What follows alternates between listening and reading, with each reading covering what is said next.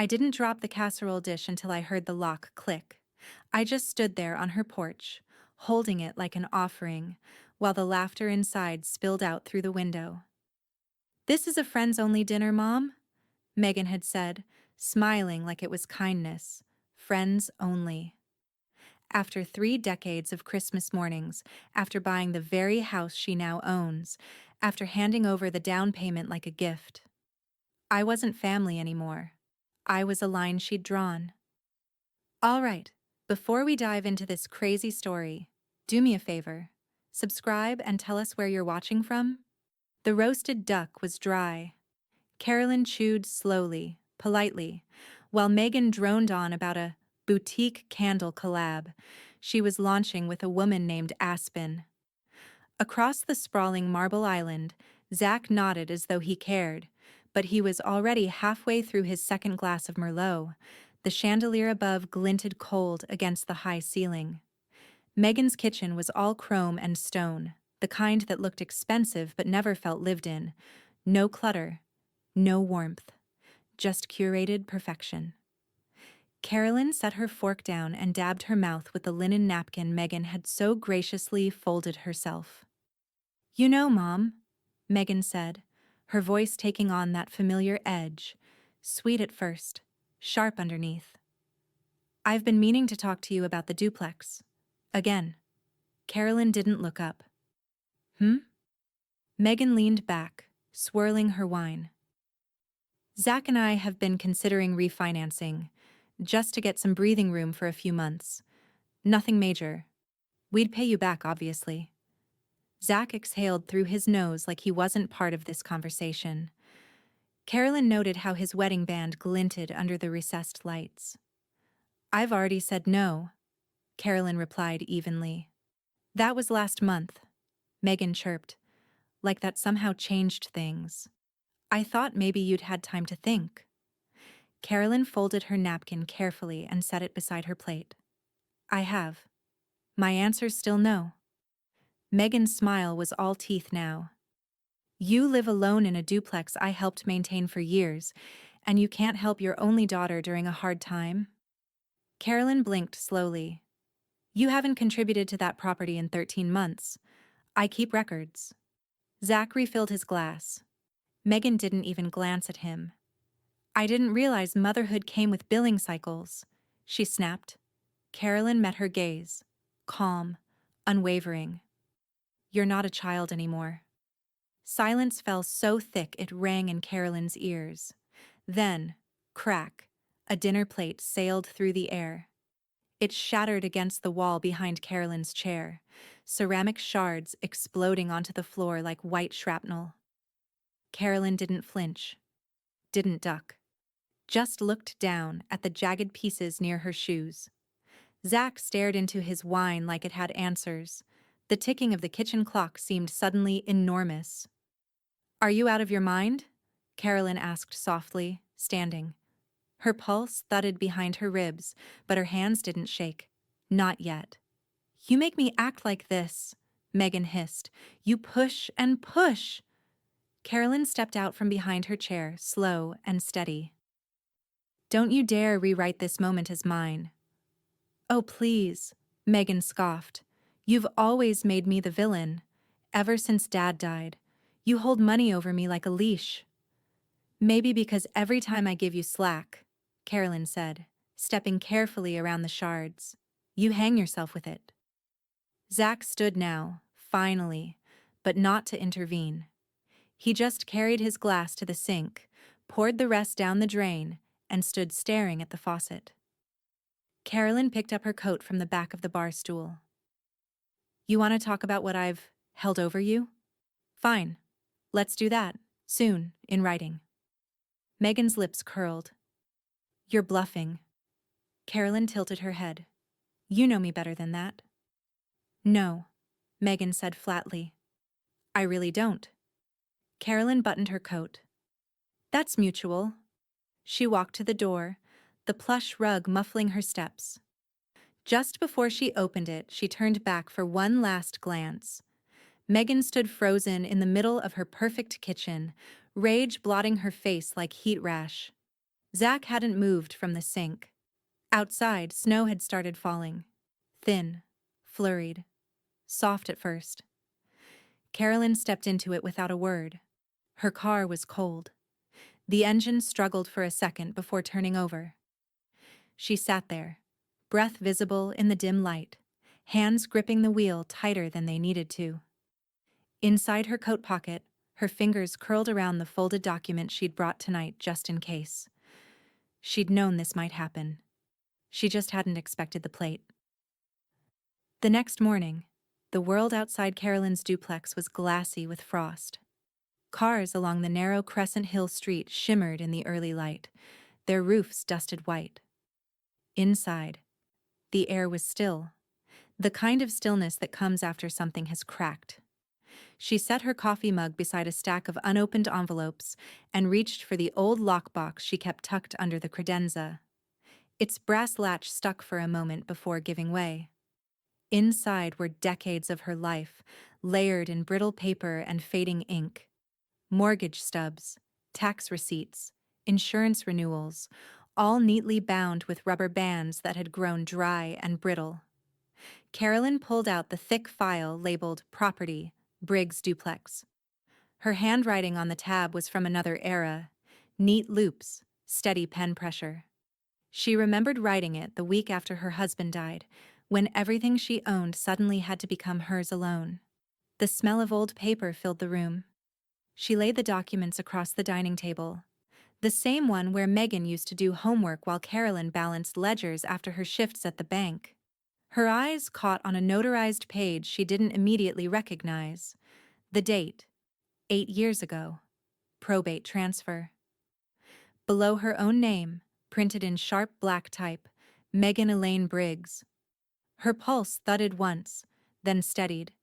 She sat down slowly, scanning the legalese. She remembered that period. The weeks after the funeral when she'd been too numb to think clearly, when Jude had handled most of the estate work. She must have signed whatever he'd placed in front of her. Megan had been helpful then, hovering, insisting she could take care of things for her mother. Carolyn exhaled through her nose. The corner of the paper trembled slightly between her fingers. "So that's how you did it," she murmured. On the far wall, the old photo of the duplex hung slightly crooked, two identical red brick halves with white shutters and ivy climbing the porch rail. She'd bought it 30 years ago, back when Crescent Hill wasn't fashionable, when it was just cheap and quiet. She'd raised her daughter there, balanced the mortgage, fixed the furnace herself when the repairman quoted too high. And now her name shared the deed with someone who hadn't paid a cent toward it in over a year. Carolyn opened her laptop and pulled up her bank ledger. Her fingers typed with mechanical precision. Utilities, repairs, property taxes, all from her account. No deposits from Megan. Nothing but red and black lines tracing a history of quiet responsibility. She closed the file and leaned back, the morning light streaking across her tired face. After a long moment, she reached for her phone and scrolled to Jude Miller. The man had been her attorney since before Megan was born. Steady, discreet, loyal. He answered on the second ring. "Carolyn, everything all right?" She hesitated. "I need clarification on the deed, the Crescent Hill property. I just realized Megan's name was added during probate." A rustle of papers on his end, then a thoughtful pause. "Ah, yes. I remember. It was a survivorship clause, wasn't it?" "It was," she said. "But she's contributed nothing. Not to taxes, not to maintenance. I've covered it all. I want her name off." Jude's voice turned practical. "Then we'll start with documentation, payments, invoices, proof of occupancy. Once we file, you're the controlling party. She has no legal claim if we act now." Carolyn pressed the phone tighter to her ear. The words landed like a release valve opening somewhere deep inside her chest. "She won't take it quietly," Jude added gently. "I don't expect her to," Carolyn said. Her voice was calm again, that bank loan steadiness she'd perfected decades ago. They discussed logistics, forms, signatures. By the time she hung up, the coffee had gone cold. She gathered the papers back into the folder, this time in a new order. The old mortgage on top, the probate transfer beneath it, the blank revocation form at the back. She placed a sticky note on the cover in her tidy script. Action required. Through the window, a neighbor scraped ice from their windshield. The sound was sharp and rhythmic. Carolyn stood there a long time, her reflection faint in the glass. The duplex creaked in its familiar way, the heating kicking on.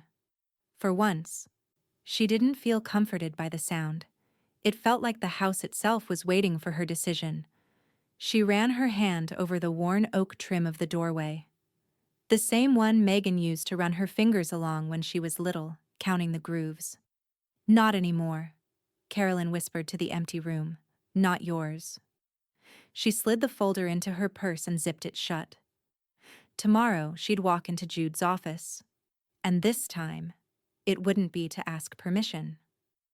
The following Saturday, the sky hung low and gray over Louisville. A weak light spilled across Carolyn's dining table, already buried under color-coded folders, receipts, and ledger sheets that looked like they'd been waiting for this day all along. The duplex was silent except for the soft hum of her space heater and the occasional creak of settling wood. Loretta arrived with her usual knock, 2 quick, 1 slow, before letting herself in. Brought pastries and aspirin, she said, setting the white bakery bag beside the paperwork. Because Lord knows you're about to give yourself a headache digging through all this. Carolyn allowed herself a small smile. You always were the optimist. Loretta pulled out a chair and sat, her glasses perched on the tip of her nose. All right, banker lady, show me what we're working with. Carolyn slid a folder toward her. Property taxes, utilities, repairs. Everything from the last 5 years. You can see where the payments stop. Loretta flipped through the stack, eyebrows climbing. Huh, look at this. Roof repair, plumbing, new water heater, all from your account. Not a single payment from Megan's end? Not one. Carolyn reached for her coffee, took a sip that had gone lukewarm. She said she'd Venmo me later. That was her contribution. Loretta snorted. Venmo, she's 34, not 14. The two women worked in silence for the next hour, the rhythm almost soothing. Receipts were grouped by year, statements highlighted in yellow, invoices stacked neatly in labeled sleeves. Carolyn's handwriting was steady, each note meticulous. Tax paid, maintenance unpaid, roof shared, not reimbursed. By noon, a legal binder sat in the center of the table, thick, precise, undeniable. Jude will love this, Loretta said, tapping the cover. It's bulletproof. Carolyn didn't answer immediately. She was staring at her phone, which buzzed with a new notification. Megan's name flashed across the screen. She clicked the notification open. Instagram. A filtered photo of Megan's freshly decorated living room. New framed art, a designer rug, and the caption, "Sometimes you just have to treat yourself." Grateful, home is power. Loretta caught the look on her friend's face. Oh, don't you dare scroll. Carolyn locked the phone and set it face down. I'm not angry, she said quietly. Just done. Loretta leaned back. Good. Anger eats up energy you'll need for the fight. They finished labeling the final envelope, and Carolyn slid the binder into a clean leather portfolio. The weight of it felt satisfying. Years of quiet sacrifice finally quantified, ready for judgment. I'll send it through Jude's office Monday morning, she said. He'll draft the formal demand notice. About time, Loretta muttered, standing to stretch. She wants to play adult? Then she can meet adult consequences. The afternoon light dimmed. Snow began to drift past the window again, small flakes caught in lazy spirals. Carolyn tidied the table, every paper squared, every pen capped. Loretta packed up her things and gave Carolyn's shoulder a firm squeeze before leaving. When the door clicked shut, the silence returned. Heavier this time, like the house itself knew what was coming. Carolyn sat for a long while before reaching for her phone again. She drafted a short email to Jude, attaching the scanned binder summary. Please proceed with the formal demand. Include the documentation of non-payment. She's had enough time to make this right. Her finger hovered over send for a heartbeat. Then she tapped it.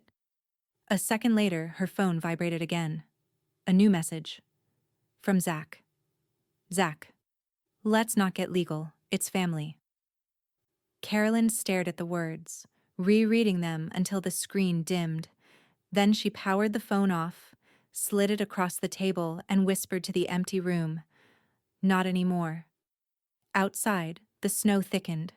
In the window's reflection, Carolyn saw herself. Small, steady, unshaken.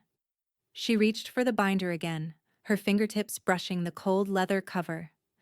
Tomorrow the papers would leave her hands and enter the system. Neat, official, unstoppable. And somewhere across town, Megan would finally learn what family looks like when the bills come due. The voicemail came just after dawn. Carolyn had been pouring her first cup of coffee when her phone buzzed on the counter. Megan's name lighting up the screen, followed by that sharp chime of her old ringtone. She let it go to voicemail, unwilling to hear her daughter's voice this early. But curiosity, or maybe dread, made her press play before the steam had even settled over her mug. You think you're clever, don't you? Megan's voice spat through the speaker, every syllable coiled tight with fury. Sending lawyers after your own kid. You're a washed-up lone hag, Mom. Can't even stand being irrelevant. You just have to control something, don't you? Go ahead. File whatever you want. It won't change the fact that I'm your daughter, and that house will always be half mine. Then the click. Silence. Carolyn stood still, phone in hand, the words seeping into the quiet kitchen. The snow outside was turning to slush, gray against the curb. She deleted the message, her thumb firm and deliberate. By 9, she was parked outside the downtown title office. A low, red brick building squeezed between a pawn shop and a law firm that hadn't updated its sign since the Reagan administration. The winter air bit through her coat as she crossed the sidewalk, clutching the portfolio against her chest.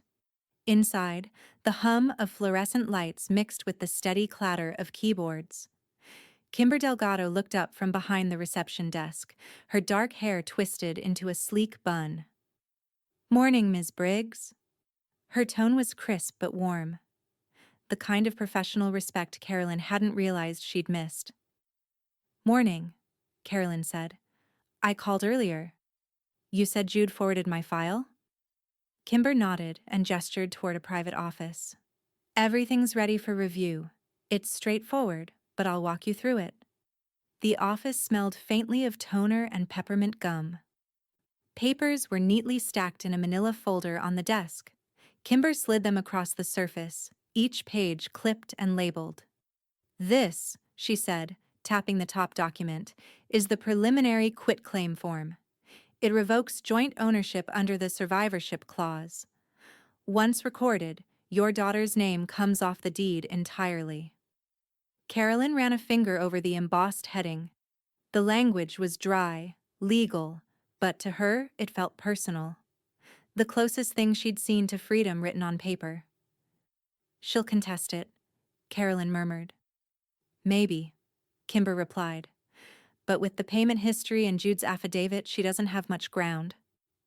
Carolyn picked up the pen Kimber had placed beside the document.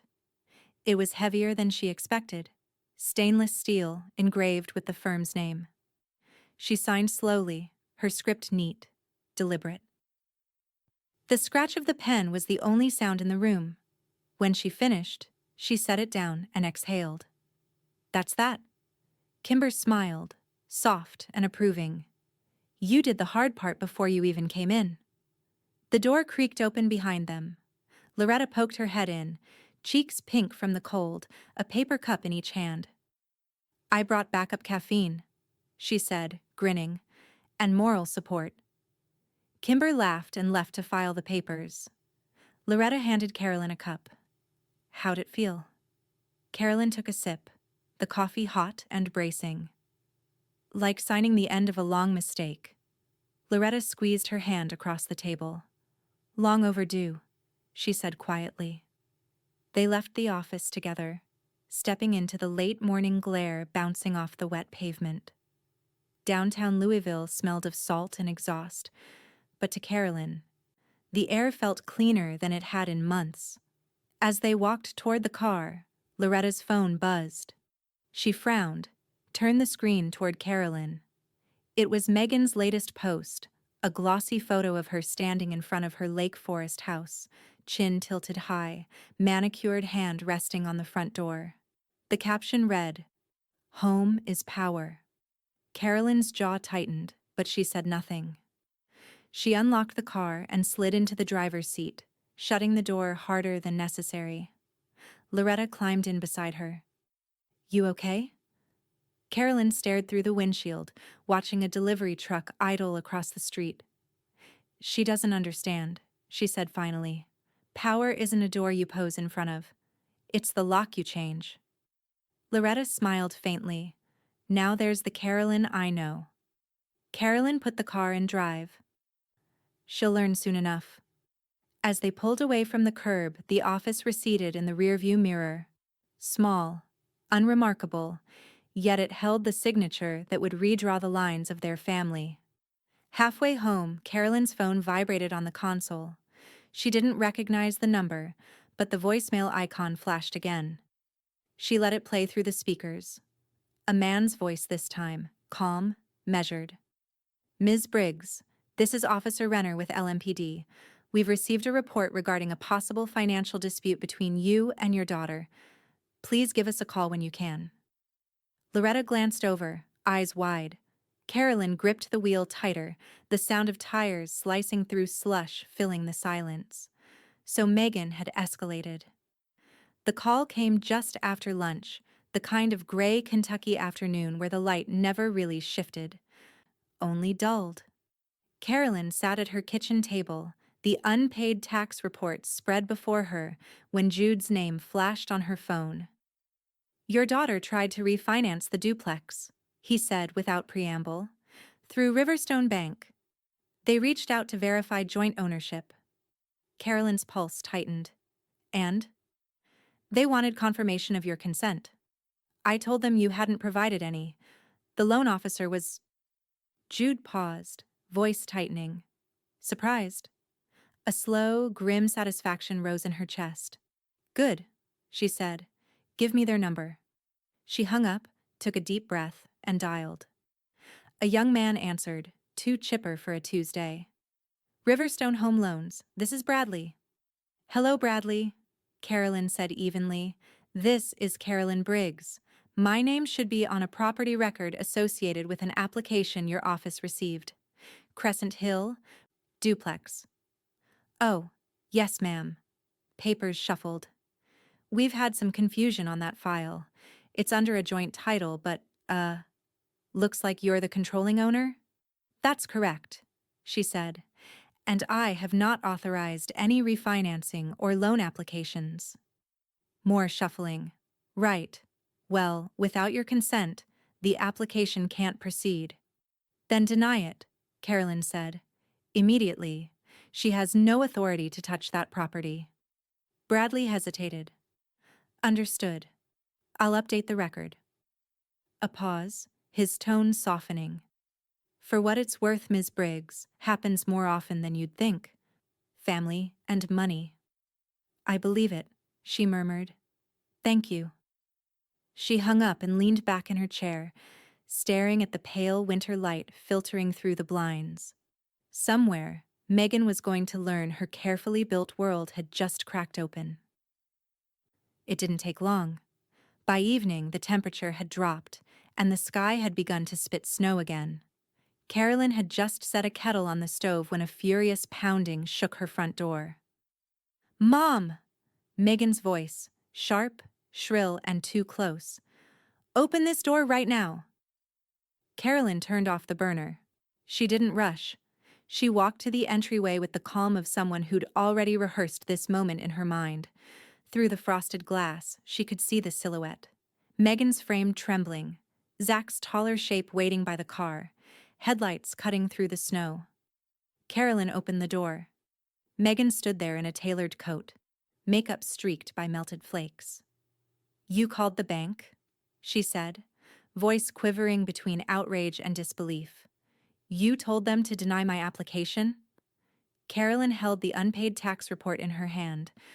The top page, bolded, "Delinquent, 3,482.16. "You did that yourself," she said evenly, "when you stopped paying your share."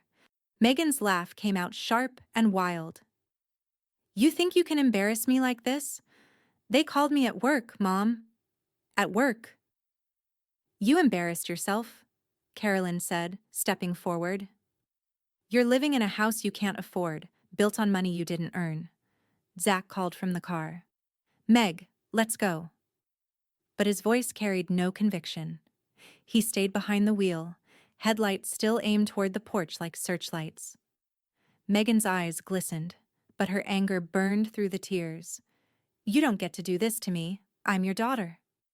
Carolyn's voice didn't rise, then start acting like one. For a moment, neither moved. The snow hissed softly on the porch steps, collecting in thin white lines. Finally, Megan shook her head and backed away. "You're going to regret this," she said, her tone breaking on the last word. Then she turned and stomped down the steps, her heels punching holes in the snow. Zach watched her climb into the passenger seat, his expression unreadable. Their eyes met for just a heartbeat before he turned away, put the car in gear, and drove off down the quiet street. Carolyn closed the door, locked it. Her heart was steady now, too steady. The anger had drained away, leaving only resolve. She went to her desk and dialed Jude again. He answered on the first ring. "I take it she knows." "She does," Carolyn said. "The bank confirmed she doesn't qualify. What's our next move?" She could hear Jude flipping through papers, the muted hum of his desk lamp in the background. "Given her arrears and the joint deed revocation, you have full standing. If she refuses to settle the outstanding taxes, we can initiate foreclosure proceedings, under your name alone." Carolyn's hand tightened around the receiver. "You're sure?" "Positive," Jude said. "You've done everything by the book." For a long moment, Carolyn said nothing. Then, "Do it." Jude's voice softened. "Are you ready for that kind of storm?" Carolyn looked toward the window. Snow was falling harder now, thick enough to blur the streetlights. Somewhere in that white silence, Megan's taillights had already vanished. "I've been standing in storms my whole life," she said. "This time, I'm the one holding the umbrella." She hung up, turned off the lamp, and sat in the dark, listening to the wind press against the glass, the house creaking around her like it understood exactly what she'd just set in motion. The courthouse smelled faintly of old paper and disinfectant, the scent of bureaucracy, sterile and final. Carolyn stood in front of the clerk's window, her gloves folded neatly in one hand, the foreclosure packet in the other.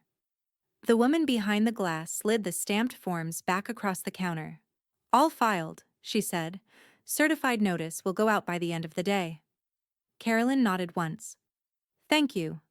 Outside, the air bit hard against her cheeks. The city was still under a dull gray sky, the kind that made color vanish from everything. She walked slowly down the courthouse steps, the wind snapping at the hem of her coat. Her car sat waiting at the curb, clean, ordinary, reliable, like her. When she started the engine, the radio blared a commercial jingle, jarringly cheerful. She turned it off. The silence suited her better now.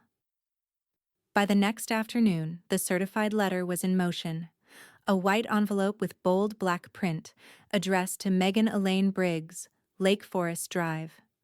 Somewhere in that suburban maze of brick and manicured lawns, it would arrive with all the weight of her mother's calm resolve. Carolyn didn't need to see it delivered to know what would happen next. She could picture it perfectly. The mailbox creaking open, Megan's manicured fingers plucking the envelope free, the flicker of curiosity, then confusion, then fury. At 4:15, the email notification from Jude confirmed receipt. Certified delivery complete. Notice accepted. Carolyn set her phone face down on the kitchen counter. Outside, snow had begun again, light and swirling, the kind that didn't stick yet. She stood by the window, mug in hand, watching it drift past the streetlights. The duplex across the street was quiet. Faint music came from a passing car. The world felt suspended, peaceful, if only for a breath. Loretta arrived without knocking, as usual. She kicked the snow from her boots and set a grocery bag on the counter. "Brought chili," she said, pulling off her gloves. "I figured you wouldn't eat properly after filing that nuke." Carolyn smiled faintly. "You know me too well." Loretta opened a cabinet like she owned the place. "So? It's official?" "It's official." Carolyn leaned against the counter. "She got the notice an hour ago." Loretta's grin flashed sharp and satisfied. "Bet she didn't see that one coming." "She saw something coming," Carolyn said softly. "Just not this clean." Loretta ladled chili into 2 bowls. She'll make noise, she'll post, or cry, or both. Let her spin her little online drama. It changes nothing. Carolyn didn't answer. Her phone buzzed on the counter.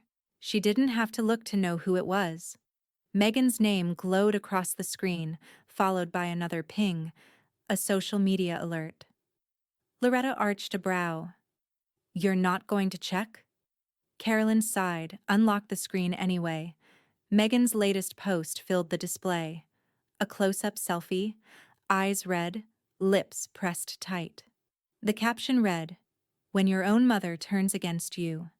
Pray for people battling mental illness in their families." Toxic moms, stop boundaries. Hundreds of likes already. Sympathetic comments from strangers.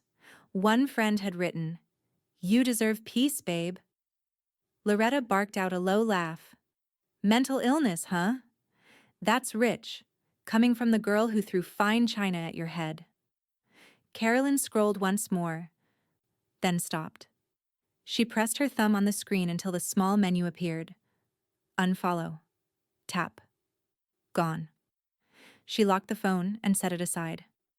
"I don't need to watch her spiral," she said. Loretta studied her, expression softening. "You okay?" "I am," Carolyn said. "For the first time in years, I am." They ate in near silence, spoons clinking against ceramic. Outside, the snow thickened, coating the trees, the mailboxes, the quiet cars along the curb. When Loretta left, Carolyn rinsed the bowls, turned off the lights, and stood once more by the window. Across the street, a porch light flickered out. She thought about all the years she'd waited for Megan to respect boundaries, to choose maturity over entitlement. And now the boundaries were legal, written, stamped, enforceable. But even as that thought settled, her phone buzzed again. A different tone this time. An email from Jude. "Call me when you can.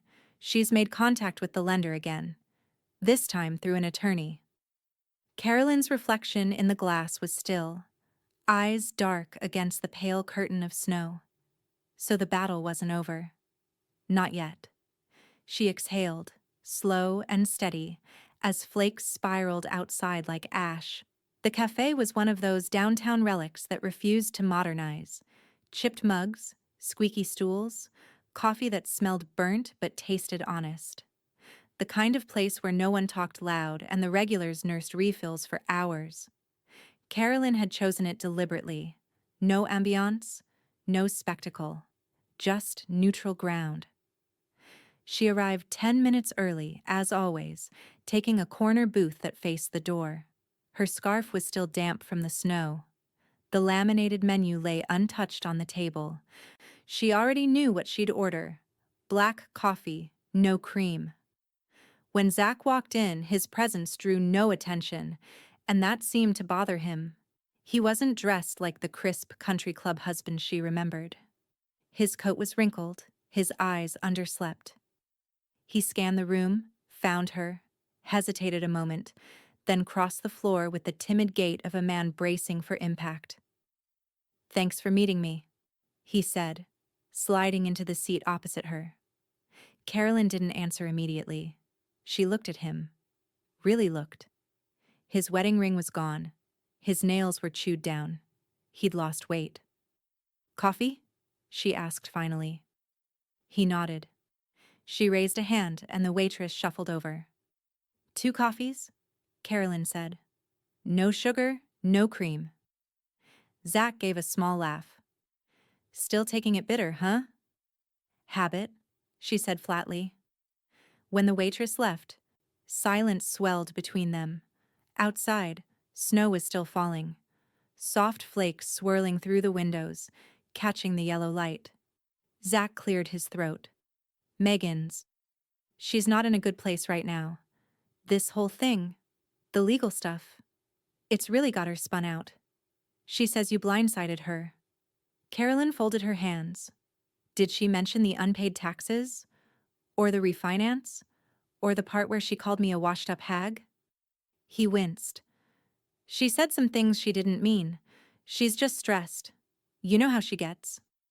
"I do," Carolyn said. "That's the problem." Their coffees arrived, steaming and dark. Zach dumped sugar in his until it turned the color of wet sand. "She's scared," he continued, stirring. "Thinks you're out to destroy her life. And, honestly, I don't think she understands how far this could go. She's not built for courtrooms or paperwork. I thought maybe we could find a middle ground." Quietly, Carolyn tilted her head. "A settlement?" "Not exactly. More like an understanding. You rescind the foreclosure. She agrees to pay something eventually. Keeps things family." Carolyn leaned back, her eyes steady. She didn't speak. Zach filled the silence himself. She's talking about moving in with friends for a while. Selling her car. She's embarrassed, Carolyn. People in Lake Forest are talking." "She built her life on appearances," Carolyn said softly. "Now they're crumbling. That's not my doing." Zach's composure cracked, just slightly. "You don't have to punish her. She's your daughter." Carolyn's expression didn't shift. "And you're her husband. Tell me, did either of you think about that when you let the bills pile up under my name?" He looked down at his cup, jaw tightening. She studied him.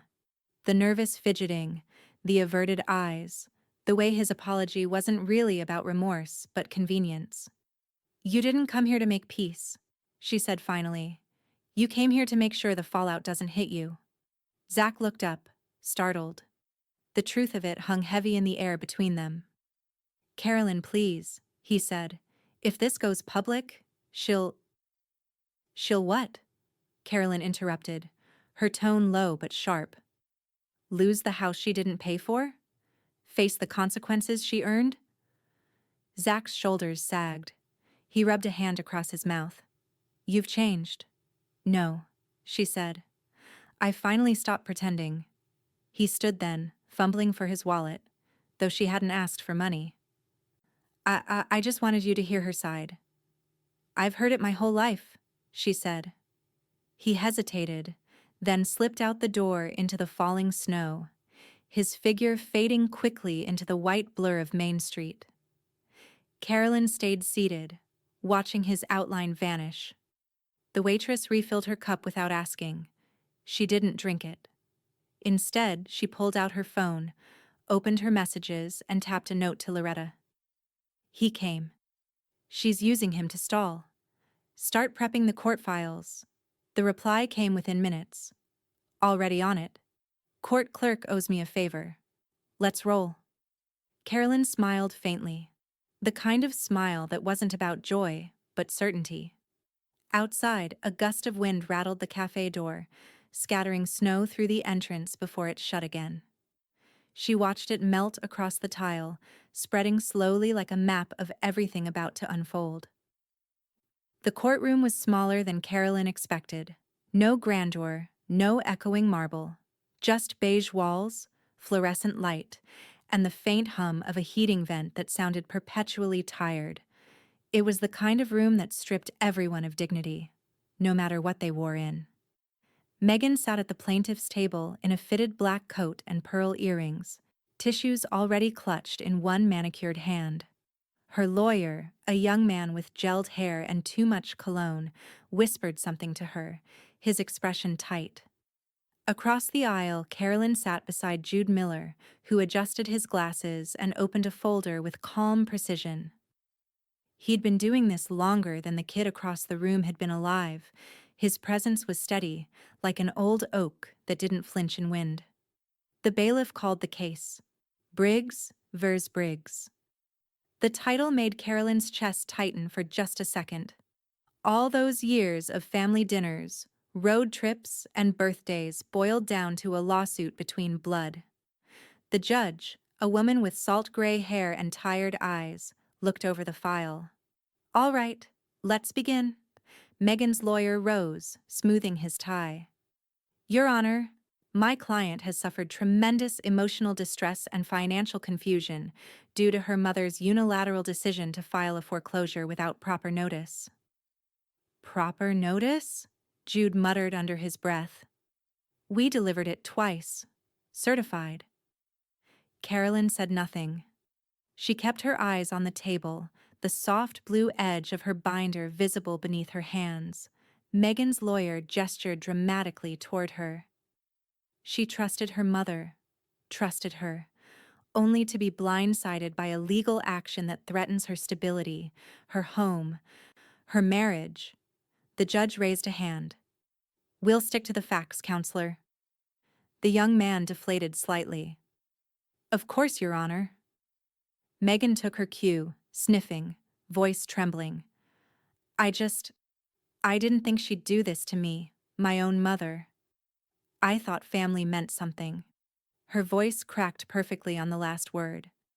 Jude leaned toward Carolyn and murmured, Tears are cheaper than evidence.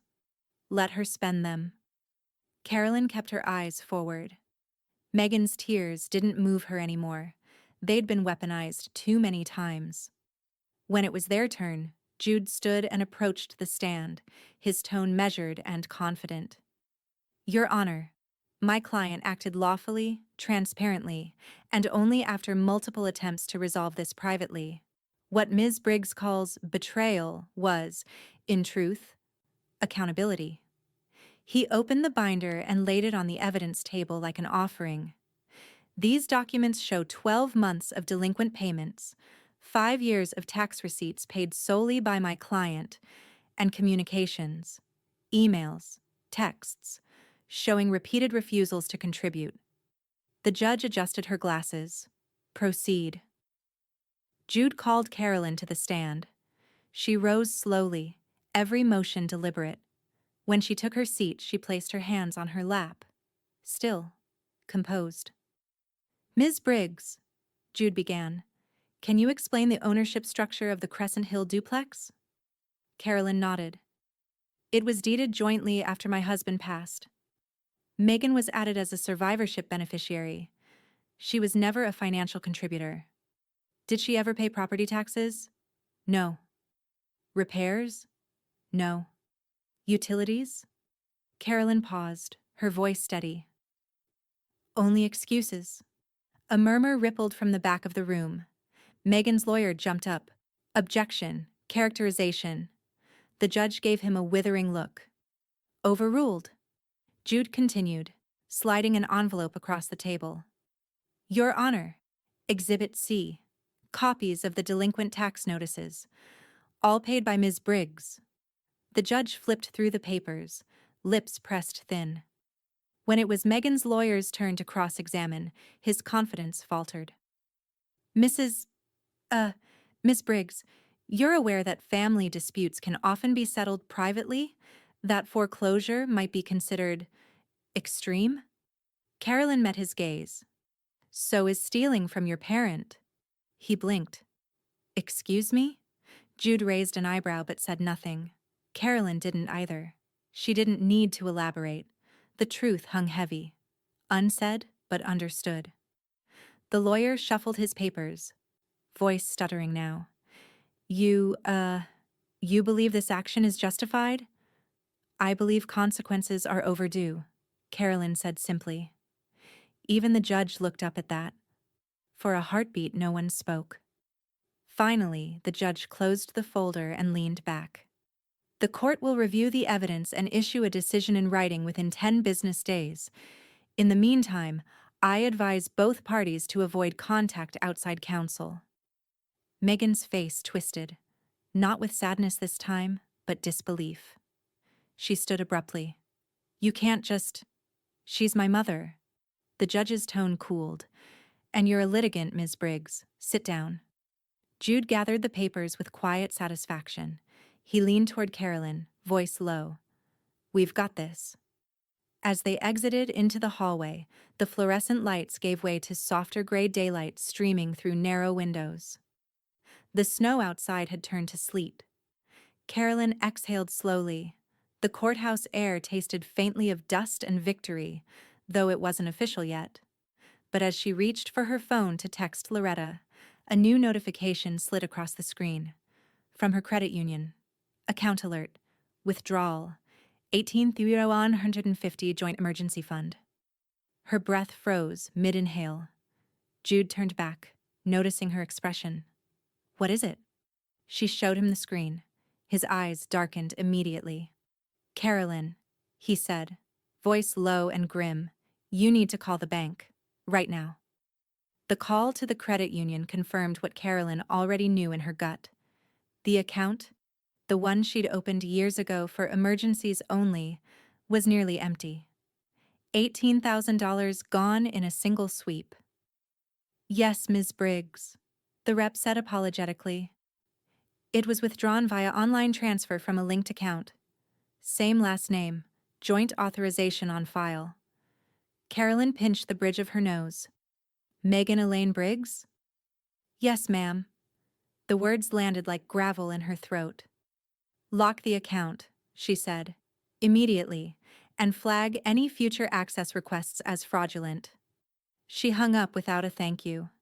Outside, sleet rattled the windows like loose coins. The courthouse decision still hung in limbo, but Megan's theft had made everything feel final anyway. By Friday morning, Jude's office emailed the draft court order. Megan was to vacate the property and resolve arrears within 10 days. Carolyn printed it on thick paper, the kind that didn't crumple easily, and placed it neatly on her dining table beside the foreclosure binder. Then she called the sheriff's office. Sheriff Enforcement Division. A bored voice answered. This is Carolyn Briggs, she said. I need to file for enforcement of a small claims order, non-compliance on property turnover. Within the hour, the paperwork was filed. Loretta came by that evening with a bottle of Merlot and 2 mismatched glasses. Early freedom, she said, handing one over.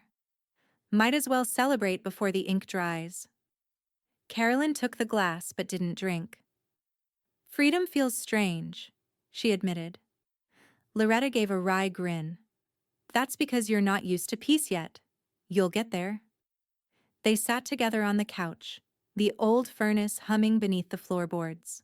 The news played softly in the background. Some city council debate, forgettable. Carolyn's mind wandered to Crescent Hill's quiet streets, to the sound of the creaking steps outside her duplex. Soon, those steps would be hers alone again. When Loretta finally left, promising to bring cake when the locks are changed, Carolyn stayed awake long after midnight, watching the light from the street lamps slide across her living room walls. The next morning, a knock came at the door. Zach stood on the porch, hair wet from freezing rain, looking more exhausted than before. Carolyn, he began, voice low. Please. She's not thinking straight. She's scared. Losing the house. She feels like she's losing her whole life. She took mine first, Carolyn said quietly. He shook his head. It's not like that. She emptied the emergency fund, she replied. You don't get to redefine theft. Zach's jaw flexed. We'll pay it back. No, she said, voice even. You won't. He looked past her into the house, as if expecting to see something familiar still waiting for him there. But everything inside was immaculate, stripped of warmth. Just talk to her, he said finally. One more time. No lawyers, no cops. Carolyn closed the door halfway. Zach, she said gently, the only conversation left is the one she's going to have with the sheriff. The door shut softly. That afternoon, she changed the locks on her half of the duplex. The new keys were cool and sharp in her palm, jingling with the faint finality of a verdict. The locksmith, an older man with thick gloves, nodded approvingly. Good call. Fresh hardware, deadbolts on both frames. If someone tries forcing it, they'll regret it. Good, she said. When he left, she stood at the threshold, hand on the new brass handle. The lock clicked with a satisfying, solid sound, a sound she realized she'd been waiting her whole life to hear. Her phone buzzed on the counter. A new email from the sheriff's office. Notice of enforcement. Eviction scheduled for next Wednesday, 10:00 a.m. She read it twice, folded her arms, and exhaled through her nose. Relief didn't feel like she thought it would. It wasn't joy. It was gravity. She texted Loretta, Wednesday. It's official. The reply came almost immediately. Bring champagne. I'll bring sarcasm. Carolyn almost smiled. Almost. At sunset, she stood by the window again, watching the rain taper into sleet. The duplex across the street glowed with warm yellow light. Someone else's ordinary life unfolding. She envied the simplicity of it. Then her phone buzzed again. Another email from the credit union. Fraud division alert, multiple failed login attempts detected from IP address, Lake Forest, KY. Her chest went still. Megan hadn't stopped trying. Carolyn turned off the lamp, letting the dark swallow the room. Her reflection shimmered faintly in the glass, calm, composed, and utterly alone. She whispered, You don't stop, do you, Megan? Outside, the sleet began again. Harder this time, each drop sharp against the pane, steady as a heartbeat. The next morning, Carolyn walked into the credit union with the calmness of someone who had already decided she would not leave without results. The warmth hit her first. Artificial heat, heavy with the faint smell of toner and coffee. A young teller with a friendly smile gestured her forward. Good morning, ma'am. How can we help you today? I need to speak with a fraud officer, Carolyn said, sliding her ID and account number across the counter. It's about unauthorized withdrawals, joint account, but without consent. The teller's smile faltered just slightly. Of course, right this way. They led her into a small office, glass walls half-frosted for privacy.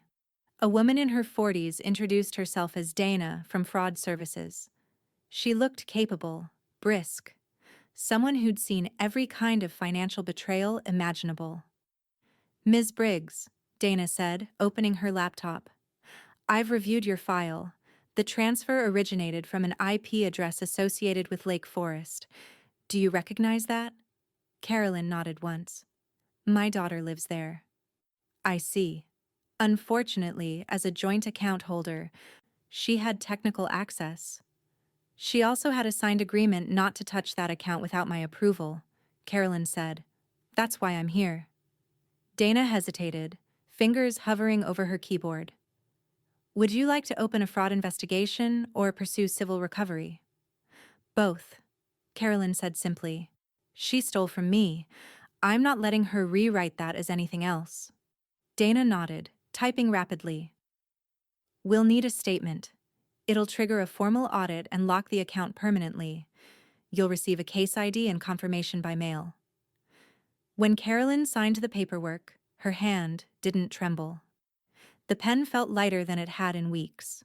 That afternoon, Loretta sat across from her at the kitchen table, hair wrapped in a messy bun, a half-eaten muffin beside her coffee. "Press charges," she said, no hesitation. "Don't think. Don't soften. You're not her piggy bank." Carolyn closed the folder and leaned back. "I'm pressing them. The investigation's open." Loretta nodded approvingly. "Good. About damn time." Outside, the world had turned to slush again, snow melting into gray puddles along the street. The kind of winter afternoon that made Louisville feel weary. "Jude's filing a civil theft complaint, too," Carolyn added. "He said it'll strengthen the foreclosure enforcement." Loretta's grin widened. Now that's the Carolyn I missed. Not the peacemaker, the problem solver. Carolyn allowed herself the smallest smile. Peace didn't work. Later that evening, Carolyn's phone buzzed. A new text from Jude. Filed and confirmed. Complaint entered. They'll notify her attorney Monday morning. She set the phone down beside her cup of tea. The house was quiet except for the ticking of the old clock and the muffled hum of the furnace. Then, a second buzz. Instagram notification. Against her better judgment, she looked. Megan had posted a story. A dark photo of a wine glass on a countertop captioned, "Sometimes you realize blood doesn't mean family. Boundaries are love. Healing, toxic moms." The irony would have been funny if it weren't so sad. Carolyn tapped the screen, holding down the story until the bar froze. She studied it a moment longer, then swiped it away. She'd stopped expecting accountability. What she hadn't stopped was preparing for the day Megan's version of the story would collide with reality. Her laptop chimed. An incoming email. From Kimber Delgado. Subject, title, lockout confirmation. Carolyn. All title systems have been updated. Megan no longer has access to property records or related portals. Your ownership is fully secured under the revised deed. Congratulations, it's clean. Warm regards. Kimber. Carolyn stared at the screen, letting the words settle over her like a weighted blanket. It's clean. For the first time in months, something in her life felt untouchable. She stood, poured the cold tea into the sink, and walked to the window. The duplex across the street still glowed, the same yellow light spilling onto snow. She whispered to no one. Finally. Then her email chimed again. Subject, urgent, fraud case update, ID TN4726, LF. Her pulse quickened as she clicked it open. Ms. Briggs, during the ongoing audit, we discovered additional transactions linked to your daughter's IP. Funds appear to have been redirected to a private digital wallet. Estimated amount, $3,200 beyond the initial withdrawal. Please contact us immediately to verify next steps. Carolyn's stomach tightened. Megan hadn't just drained the account. She was still pulling at its veins, piece by piece. She reached for her phone and dialed Jude's number. He answered on the first ring. Carolyn? She's still taking, Carolyn said. The audit found another transfer. Jude's tone sharpened. Then we move faster. I'll file for a restraining injunction in the morning. Outside, the last of the daylight bled away, and the snow began to fall again. Not soft this time, but hard and slanting, as though even the sky had lost its patience. The next week unfolded in gray silence. Louisville's winter had settled into that damp chill that seemed to seep into bone, the kind that made even the air feel heavy.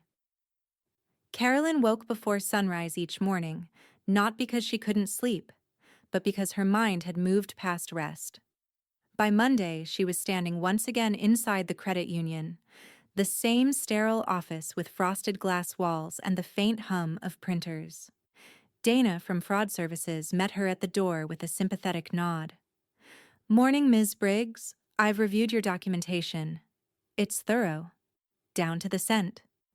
Carolyn handed over the final folder, a color-coded record of 30 years of banking history, every deposit, withdrawal, and signature traceable. I kept records because people lie, she said quietly. Dana accepted the folder like it was evidence in a criminal case, because it was. Our legal team's already drafted the subpoena. Once it's signed, your daughter will have to respond formally. You'll be notified of the hearing date. Carolyn's pulse stayed even. Good. Dana hesitated. This isn't easy for most parents. It's not easy for honest people either, Carolyn said. Outside, the wind caught her coat as she walked back to her car, the cold slicing through fabric. She didn't feel it. The next afternoon, Carolyn sat in Jude's office, papers spread across his mahogany desk. The man had traded his usual calm tone for one clipped with efficiency. The subpoena's issued, he said. She'll be served within 48 hours. I'll handle the communications. You stay hands off. No contact. Wasn't planning to, Carolyn said. I'm done talking to her outside a courtroom. Jude nodded approvingly. Good. There's one more thing you mentioned wanting to do. He reached for a separate file. Your will. She inhaled slowly, the faint scent of old leather and paper filling her lungs. I want her removed completely. No executor rights, no inheritance, no residuals. Everything transfers to charitable holdings. Understood, Jude said, clicking his pen. Beneficiaries? Half to the Women's Shelter Foundation, she said. Half to Crescent Hill Youth Housing. They'll make better use of it than she ever would. Jude nodded, sliding the form toward her. Witness? I've got one. Loretta arrived that evening, hair tucked under a knit hat, eyes bright despite the cold. You're making it official, huh? She said, pulling off her gloves. Carolyn gestured toward the desk. Sign here, please. Bottom of the page. Loretta read through the will, eyebrows climbing. You're leaving the duplex to the shelter? They help single mothers get housing, Carolyn said. Seems fitting. Loretta looked up at her, half smiling. That's poetic. Ruthless, but poetic. Carolyn's tone softened. It's not revenge, it's repair. Loretta signed the witness line and capped the pen. There. The circle's closed. Carolyn nodded, sealing the document. Almost. That night, the house felt different. Not empty, but fortified. She spent hours tightening small details. New passwords, revised contact lists, a new deadbolt on the back door. Then she climbed a stepladder to install the new security camera above the porch light. When she powered it on, a small red light blinked alive, catching her reflection in the window. Firm, lined, but resolute. Loretta had insisted on buying the cameras herself. Peace of mind, she'd said. Consider it my housewarming gift for the life you actually deserve. The system synced to her phone instantly. She scrolled through the live view, the icy driveway, the neighbor's porch light flickering, the faint silhouette of bare trees against the snow. For the first time, the duplex didn't feel like an anchor. It felt like ground reclaimed. Her phone buzzed, an incoming email from Kimber. Subject: finalized title record. Crescent Hill property. Carolyn, it's done. You're the sole recorded owner as of this afternoon. Title history updated. Liens clear. Megan Briggs has been fully removed from the property registry. Congratulations. I'll mail the hard copy tomorrow. Kimber Carolyn read it twice, the words settling deep in her chest. Sole owner. She whispered the phrase to herself like an oath. Outside, snow began again. Lazy flakes swirling in the amber glow of the street lamp. She sat at her desk, will sealed, camera feed live, property, hers alone. Everything she'd built was finally under her control. Clean, documented, unshakable. Or so she thought. Because as she stood to close the curtains, her phone vibrated again. A motion alert from the new porch camera.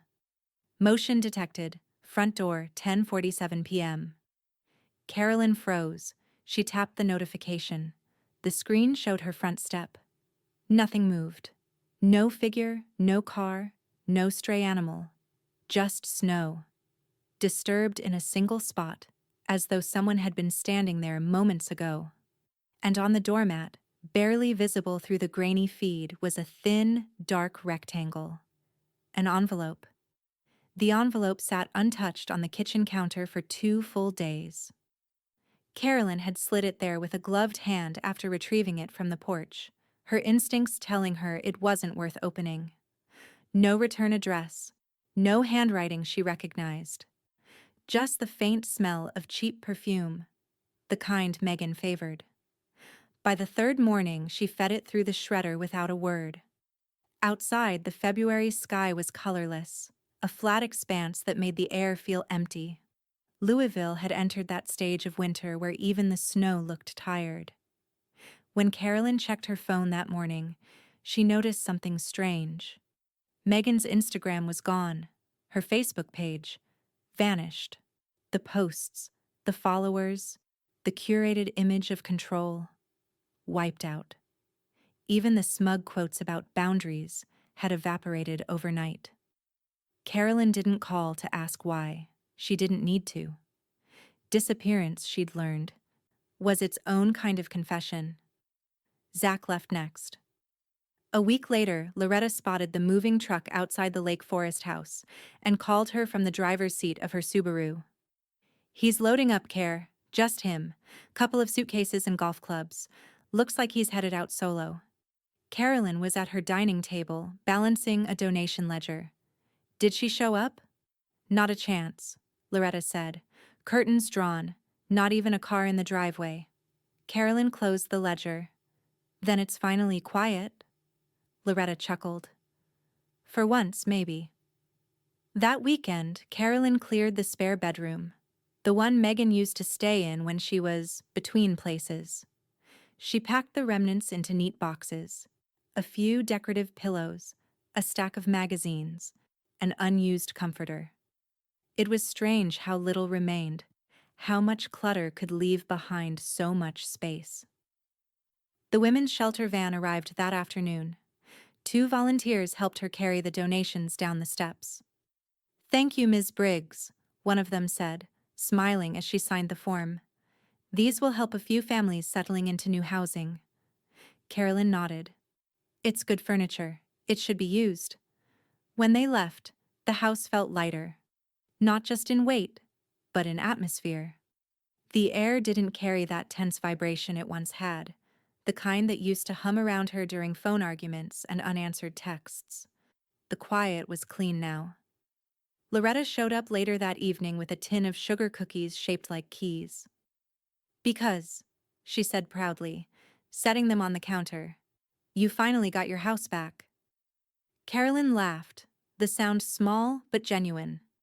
"You're impossible." "I'm festive," Loretta corrected. She poured them both glasses of milk like kids, and the 2 women stood in the kitchen, leaning against the counter, watching the snow drift past the window.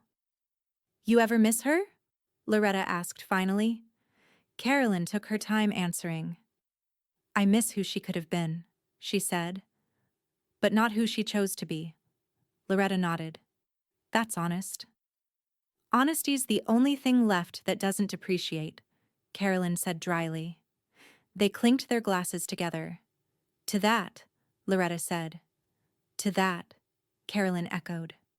After Loretta left, Carolyn spent the rest of the night in quiet motion, deleting old contacts from her phone, resetting passwords, updating emergency contacts. Jude, Loretta, Kimber. That was it. Her circle had never been smaller. It had also never been safer. She poured herself tea and walked through the house slowly, room by room. The floor creaked in its familiar rhythm. The heating vent hummed low and steady. The walls no longer echoed with arguments or pleas for loans that would never be repaid. When she reached the living room, she paused to look out the front window. Across the street, the duplex lights reflected softly on the wet pavement, twin beacons against the slush. For the first time in years, the scene didn't make her feel cornered, it made her feel anchored.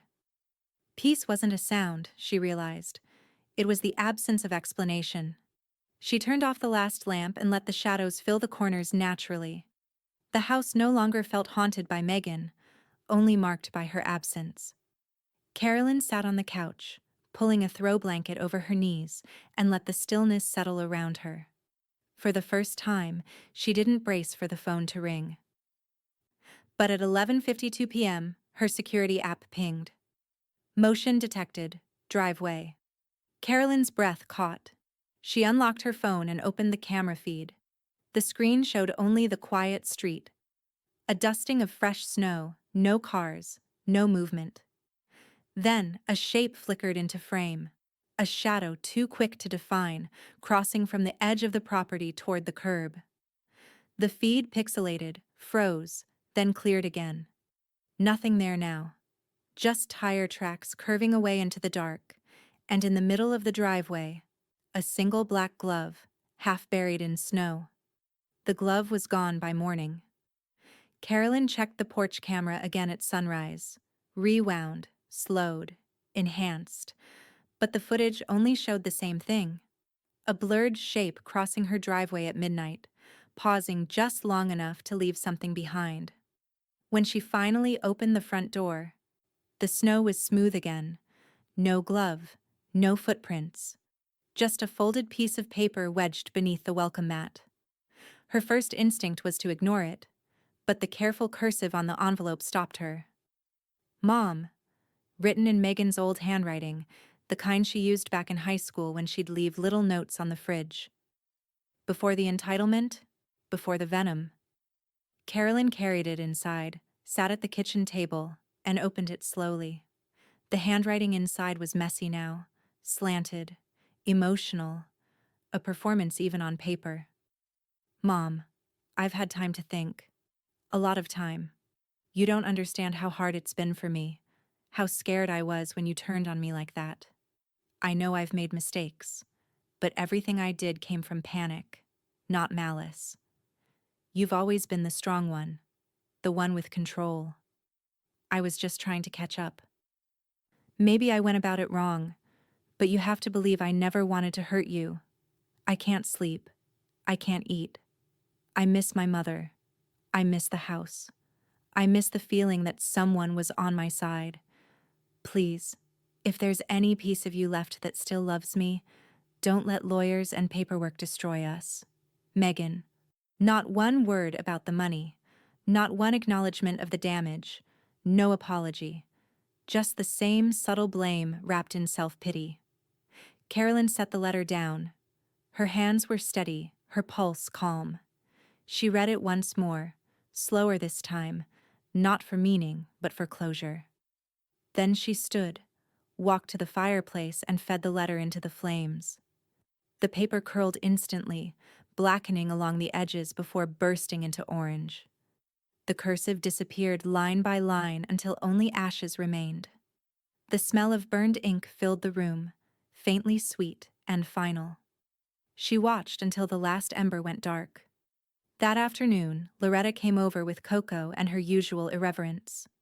"You look lighter," she said, shrugging off her coat. "Finally burned something good?"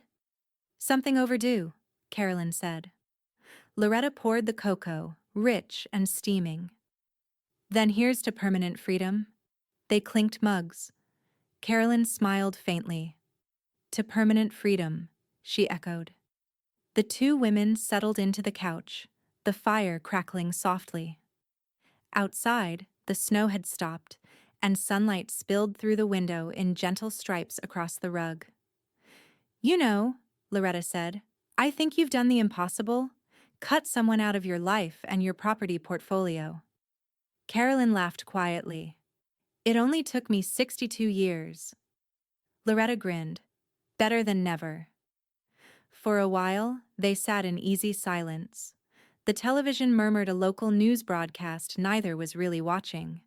Loretta scrolled her phone while Carolyn stared at the window, tracing the frost patterns with her eyes.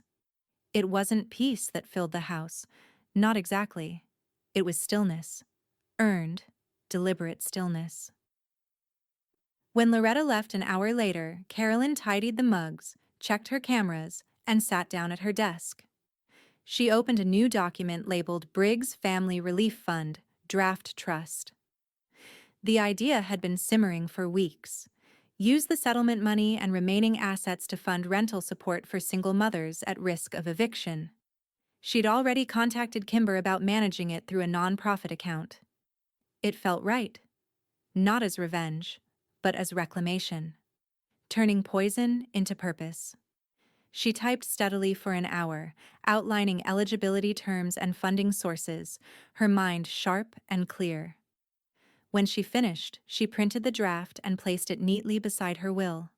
The house was quiet except for the soft ticking of the clock and the steady hum of the heater. For once, she wasn't waiting for anything. Until the doorbell rang. She frowned. The sound was startling in its normalcy. She wasn't expecting anyone. Through the glass pane, she saw the familiar brown of a courier uniform. A certified letter, envelope thick, her name printed in crisp black ink. She signed, closed the door, and carried it to the table. The return address, U.S. Bankruptcy Court, Western District of Kentucky. Her chest tightened, just slightly. She tore the seal carefully. Inside was a single notice. This is to inform you that you have been listed as a creditor in the Chapter 7 bankruptcy petition of Megan Elaine Briggs. Please submit your claim for restitution within 30 days of this notice. Carolyn sank into the chair, the paper trembling slightly in her hand. Not from fear, but from disbelief. Even now, Megan had managed to twist her name into another liability. Her eyes drifted to the fireplace, where the ashes of the last letter still sat in the grate. She laughed softly, not bitterly, but with the tired amusement of someone who'd run out of places for shock to live. "Of course," she whispered. "Of course you did." The wind picked up outside, rattling the porch light. She folded the notice once, twice, and set it beside the trust paperwork. One represented what Megan had taken. The other represented what she'd give back to the world in spite of it. The two papers lay side by side, debt and legacy, waiting for her decision. The bankruptcy notice lay on Carolyn's desk for 3 days before she called Jude. She'd read it half a dozen times. The clinical phrasing, the bureaucratic detachment, the cold neatness of Megan's signature at the bottom. Each word felt like the last gasp of a performance that had gone on far too long. When Jude picked up, she didn't waste time. "Tell me it's as bad as it looks." He sighed, papers rustling faintly in the background. "Worse. The petition's a mess. She's claimed debts that don't exist, undervalued her assets, and conveniently forgot to disclose that she emptied your joint account. The trustee will see through it in 5 minutes." "So it'll be denied?" Carolyn asked. "Eventually, but it'll drag. Weeks, maybe months. You could contest it formally. Make it stick faster." Carolyn looked out her kitchen window, where a thin sliver of sun glinted through the gray clouds. "And if I don't?" "Then it dies on its own," Jude said. "No judgment, no payout, just unfinished paperwork." She let out a slow breath. "Then let it die." "Carolyn, I'm done," she said firmly. "I don't need the courts to prove anything anymore. She's already written her own sentence." Jude hesitated, then nodded. "You've earned the right to walk away." She smiled faintly. "I earned it the hard way." Loretta showed up the next morning with coffee and a grin. "So," she said, setting 2 steaming cups on the counter, "I hear you're officially out of courtrooms." "Forever," Carolyn said. Jude confirmed it. Loretta raised her cup in mock salute. "No more lawyers, no more filings, just caffeine and gossip." Carolyn clinked her cup against hers. "I'll drink to that." "Careful," Loretta said, taking a sip. "You might start enjoying peace." They both laughed. Not the brittle, defensive laughter of survival, but something warmer. Loretta stayed for an hour, rambling about her latest book club and a neighbor's botched home renovation. Carolyn listened, smiling at the mundane chaos of someone else's life. It felt luxurious, almost decadent, to care about nothing consequential. When Loretta left, the house was quiet again, but not in the old hollow way. This quiet felt earned. That afternoon, Carolyn pushed the furniture to the center of the front hallway, laid down painter's tape, and opened a can of pale sage green paint. The first stroke against the wall filled the air with that sharp, fresh scent of renewal. She hadn't painted since before her husband died. The rhythmic scrape of the roller was soothing, a small physical proof that she could still build something new from what was left. Between coats, she played old jazz records on the turntable, the same ones she and her husband used to dance to on winter nights. Ella Fitzgerald's voice floated through the hallways, soft and unhurried, wrapping itself around the steady tick of the clock. As the afternoon light shifted golden, she stepped back to admire the walls. They looked cleaner, brighter, lived in again. The duplex didn't feel like a fortress anymore. It felt like a home. Around dusk, an email from Kimber appeared in her inbox. Subject: Clean Title Certificate. Crescent Hill Property. Carolyn, it's official. The registry has closed, all liens are satisfied, and the title is clean. The property's future transfers will go exactly as you wish. Congratulations on a complete recovery, both financial and personal. Kimber Carolyn leaned back in her chair, exhaling softly. Complete recovery. She liked the sound of that. 2 days later, she received another letter. This one handwritten, not from Megan, but from the local elementary school. Dear Ms. Briggs, thank you for your generous contribution to our housing support initiative. Because of your gift, 3 families have been placed in stable housing this winter. The children have already enrolled in classes and are thriving. We're deeply grateful for your kindness. Carolyn smiled as she folded the letter neatly and set it on the counter beside Kimber's certificate. The juxtaposition made her chest ache in the best possible way. The end of one legacy, the beginning of another.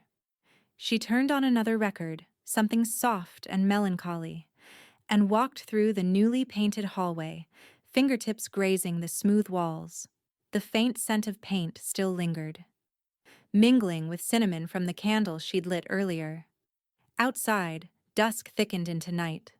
Snow began to fall again, lazy and quiet. She poured a glass of wine, curled up on the couch, and let the music fill the spaces where grief used to live. Her phone buzzed once, an email notification. She ignored it at first, too comfortable to move. But the subject line flashed in the corner of the screen. Bankruptcy case closure. No discharge granted. She opened it slowly. The petition filed by Megan Elaine Briggs has been dismissed due to non-compliance and falsified disclosures. Case closed without discharge. No creditor obligations remain. Carolyn stared at the words for a long moment. Relief didn't come in a rush. It arrived in quiet layers, unfolding like warmth from a fire. She closed the laptop, set it aside, and whispered, "Finally." The house was utterly still. Even the wind outside had stopped. And then, from the porch, came a soft mechanical chime, the motion alert from her security camera. Her stomach tightened. She picked up her phone and checked the feed. The frame showed her front steps, dusted with snow. Nothing moved. But there, centered perfectly on the mat, was a small white envelope. No name, no handwriting. Just a return address label that read, Louisville District Court, Office of the Public Trustee. The snow had melted to a thin crust by the time March crept in, leaving behind small rivers along the curbs of Crescent Hill. The city had thawed into gray and gold, bare trees, wet pavement, and sunlight that didn't quite warm but promised to try. Carolyn stood at her front door, mail in one hand, coffee in the other. The porch was quiet except for the faint whistle of the wind pushing through the maples. She looked up and down the street out of habit, scanning for cars that didn't belong, shapes that lingered too long. But there was nothing. Just a mail truck idling 2 blocks away, its tires hissing in the puddles. She stepped back inside, closing the door softly behind her. The duplex was still. No alerts. No unopened envelopes stamped urgent. The silence had changed texture. No longer the tense quiet of waiting, but the comfortable hush of solitude. On the kitchen counter, a single envelope waited. Plain, safe, postmarked from a week ago. She opened it and smiled when she saw the printed snowflakes on the front of the card. Kimber's handwriting, neat and elegant. Carolyn, happy holidays. And congratulations again. You inspire me. It's rare to see someone rebuild with such grace and grit. All the best, Kimber. Carolyn ran her fingers across the card's embossed lettering, the faint shimmer of the ink catching in the afternoon light. She tucked it into a ceramic bowl already filled with cards and notes. Fragments of a newer, quieter life. Later that afternoon, Loretta arrived as she always did, without knocking. Her boots thudded on the mat, snow dripping from the soles. "I brought cocoa," she said, waving a thermos like a trophy. "Extra marshmallows. You're welcome." Carolyn smiled. "You know, normal people just call before showing up." Loretta winked. "And deprive you of spontaneity? Never." They sat in the living room, sunlight slanting through the half-drawn blinds. The walls gleamed with fresh sage paint, and the faint smell of cinnamon from last night's candle lingered in the air. Loretta poured cocoa into mismatched mugs, one chipped, one with fading holly leaves. "You ever think about selling?"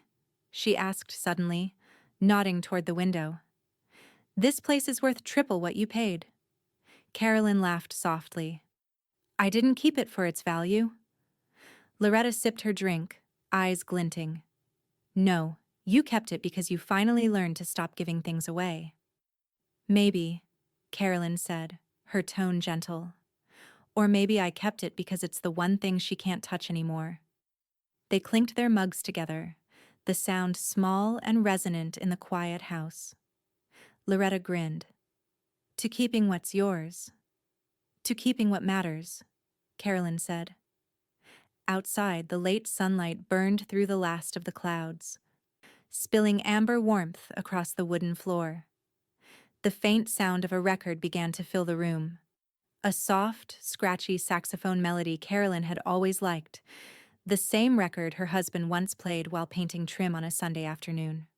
She closed her eyes and let the sound sink into the moment, the hum of the heater, the slow beat of rain starting against the window, the gentle clatter of Loretta refilling mugs in the kitchen.